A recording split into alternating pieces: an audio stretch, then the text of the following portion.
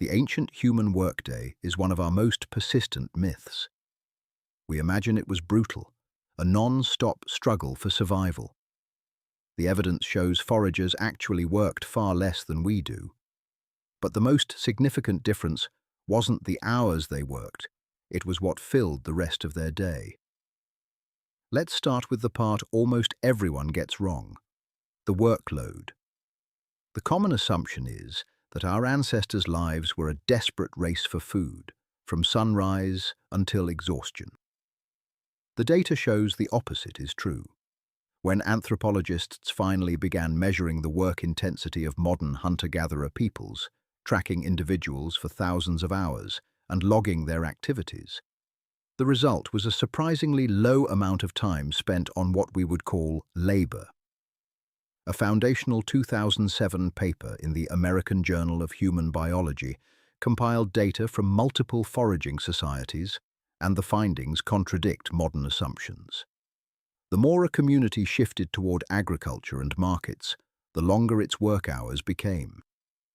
The groups living closest to the ancestral foraging lifestyle had some of the lightest workloads ever recorded.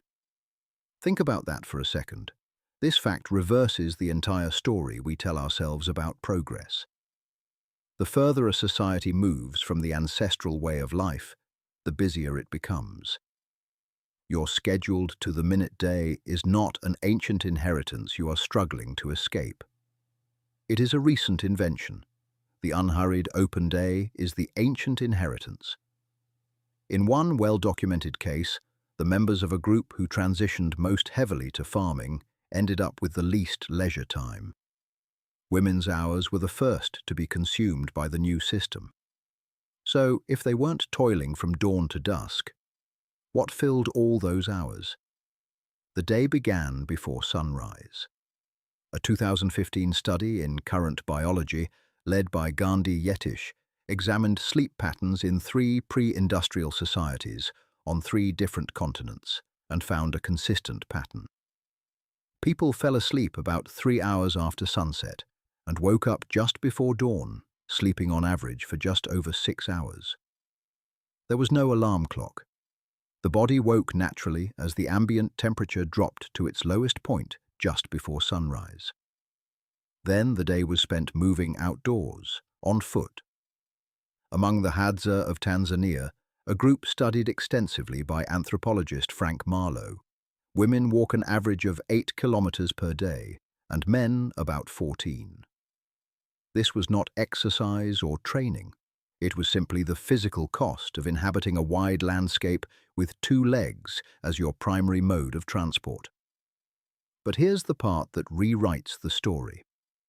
In a series of studies beginning with a 2012 paper in PLOS One, anthropologist Herman Pontzer's team measured the total daily energy expenditure of Hadza foragers. They found that despite all the walking, digging and carrying, a Hadza tribesperson burns roughly the same total number of calories per day as a sedentary Western office worker. The effort was constant and low-grade, spread evenly across the waking hours. It was never the frantic sprint and collapse that we imagine.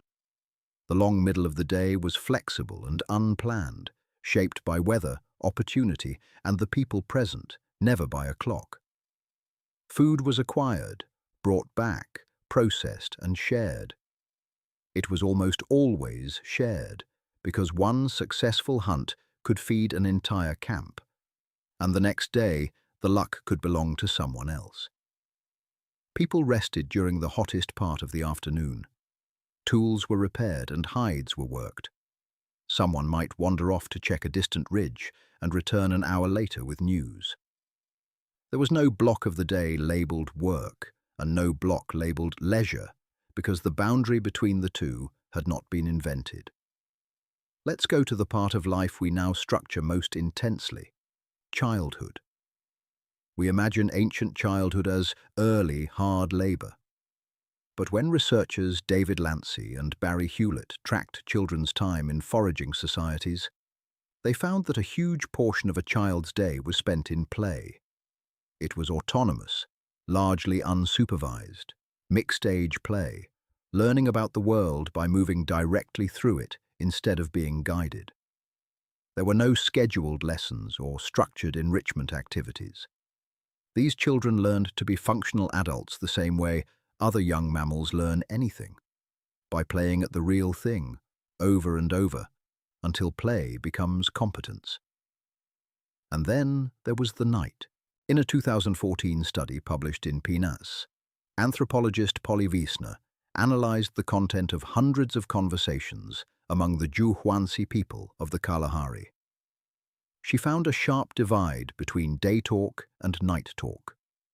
Daytime conversations were overwhelmingly practical: logistics, food, and social coordination. But after dark, around the fire, the content shifted completely. The conversations turned to stories, jokes, singing, and myth-making, connecting with the spirit world and with people living in distant camps. The day was for survival. The firelight was for meaning. This is how an ancient day truly ended, not with an individual staring at a screen, but with a group of people gathered around a fire, constructing a shared reality out of thin air. So what single activity accounts for this different way of life? It was not hunting, gathering, or resting. It was the continuous, unbroken act of paying attention. Their entire day was one task: observing a living world that could change at any moment and adjusting to it. Which way had the wind shifted? How fresh was a track in the dirt? Where had the rest of the group gone? Did a distant cloud carry rain or just shade? This constant low-level vigilance was the work. There was no clocking out because the observation never stopped. It was the thing that kept every person in the group alive to see another morning. You still have this exact same cognitive mechanism. It is now directed at something else. The reflex to check your phone the moment a situation goes quiet is the same ancient impulse at work, scanning for movement, for news, for the one thing that might have changed while you were looking away. The neural hardware that once read weather patterns, animal tracks, and the mood of the group now reads a small, glowing rectangle. It is the same all-day vigilance, pointed at a much smaller world. Here's where I leave you. For the first time in human history, we possess something no ancestor ever had: the empty hour. This is the unmonitored moment where nothing depends on your vigilance. The hour where you can stop paying attention, and the world will remain stable without you.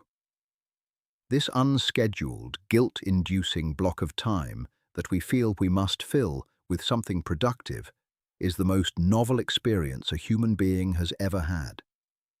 For 300,000 years, nobody could stop watching.